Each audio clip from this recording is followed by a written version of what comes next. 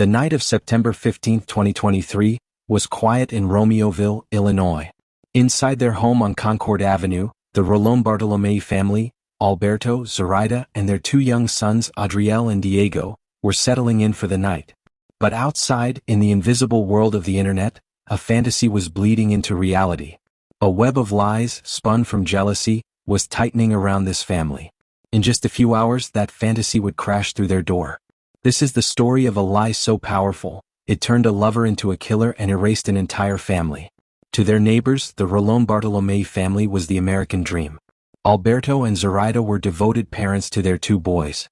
Their home was known for its warmth and joy. But beneath this surface, a secret was taking root.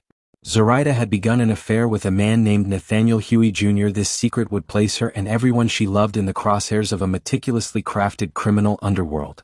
Huey himself was in a long-term relationship with his fiancée, 50-year-old Emelinda Palomo. When Palomo discovered the affair, she didn't leave. Instead, she built a weapon of words, personas, and terrifying lies. On Sunday, September 17th, Zoraida's family grew worried. Calls went unanswered, so they asked police for a welfare check. Officers arrived at a silent home. With no answer, they entered.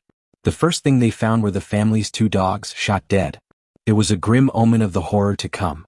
As they moved through the home, they found them: Alberto, Zoraida, and their two little boys, Adriel and Diego. All had been shot. The scene was staged as a burglary, but the cold precision told a different story. This was an execution. Investigators quickly learned of the affair between Zoraida and Nathaniel Huey Jr., but they soon found the puppet master: his fiancée, Emelinda Palomo. It wasn't a crime of passion, but a masterpiece of manipulation. Fueled by jealousy, Palomo created a fictional universe online. She invented fake personas and fed a narrative directly to Huey. She convinced him he was an operative for a fictional Mexican-Bulgarian cartel. She was his handler, his guide in this dark new world. She used online translators to pose as Bulgarian agents, sent Huey missions, and monitored him with a spy app on his phone. He was completely hooked, living a double life he believed was real. Once Huey was fully indoctrinated, Palomo played her final, devastating card. She introduced a target: Zoraida Bartolomé. In Palomo's narrative, Zoraida wasn't his lover. She was a mole who knew too much about the fictional cartel and had to be neutralized.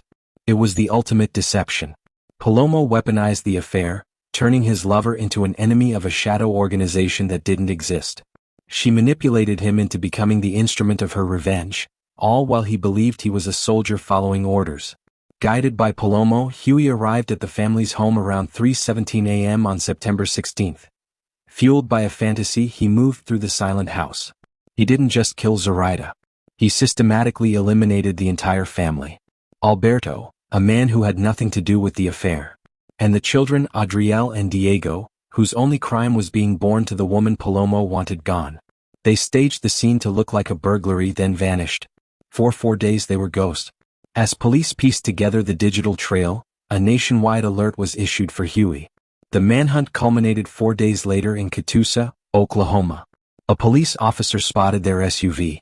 When the officer tried to pull them over, Huey sped away, leading a high-speed chase. The chase ended when the SUV crashed and erupted in flames. But the horror wasn't over. As the wreckage burned, law enforcement found the final act. Huey had shot Emelinda Palomo in the back of the head, killing the woman who orchestrated the massacre. Then he turned the gun on himself. The architect and the weapon of this crime were both dead. With their deaths, the case was officially closed. But for the family of the victims, it felt anything but over. A crucial piece of evidence was missing: the murder weapon. Despite recovering other firearms, the gun used to kill the Rolón Bartolomé family was never found. It's a loose end that will likely forever remain untied. This leaves a chilling question: does a closed case always mean justice? The perpetrators can't be held accountable, and the full truth of their motivations died with them in that fiery crash. When the noise of the investigation fades, we are left with silence. A home once filled with laughter is now empty. This isn't a story about a fake cartel, but a story about what was lost. Alberto Rolón, a father. Zoraida Bartolomé, a mother caught in a web she never saw. And most heart-wrenching of all, Adriel and Diego. Two little boys whose futures were stolen by a fantasy born of jealousy. It is crucial we remember them not for the horror of how they died, but for the beauty of how they lived. A loving family, a bright light extinguished far too soon. The Romeoville family murders are a terrifying testament to the power of deception in our digital age. It shows how easily lies can be crafted and how vulnerable the human mind can be to manipulation. If this story has impacted you, please share it, not for horror but for awareness. Thank you for watching.